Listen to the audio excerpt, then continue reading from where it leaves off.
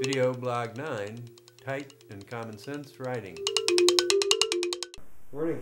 Hello. What's up today? Oh, I've been thinking about a lot of things. Yeah? I know we can only talk about one. Yeah, I don't have anything, so bring it.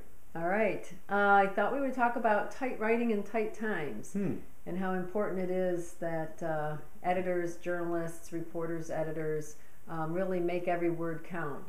And one of the easiest targets is words and phrases that don't make sense or are repetitive.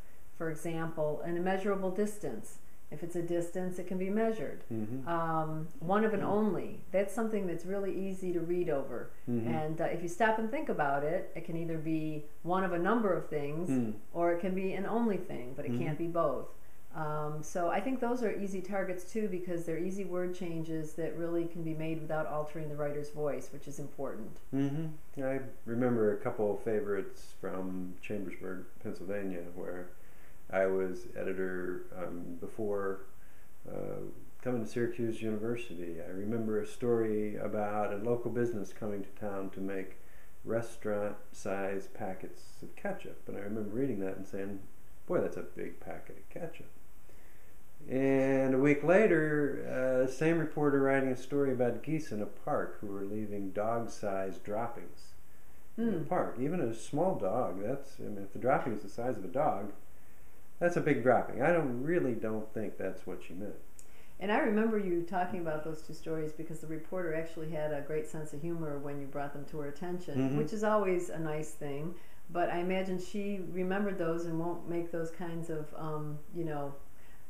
examples or comparisons again. Because once you stop and think of it, you realize that it is kind of actually kind of comical. Yeah, and having a conversation the other day, these kinds of things came up, and reporters, they sometimes think perhaps that you're just being picky, but I always thought being picky was a good thing. And I'm a big sports guy, and everybody talks about, well, the best athletes pay attention to detail. They're really picky about the small things, and that's seen as a great strength. And I think copy editors, all editors and reporters as well for that matter, need to think of being picky as a strength. Yeah. Picky, and also the basics. I mean, foul shooting in basketball, that's the basic. It can make a big difference in the end. And so can all these other things. Yeah. What do you think? You almost never have anything to say.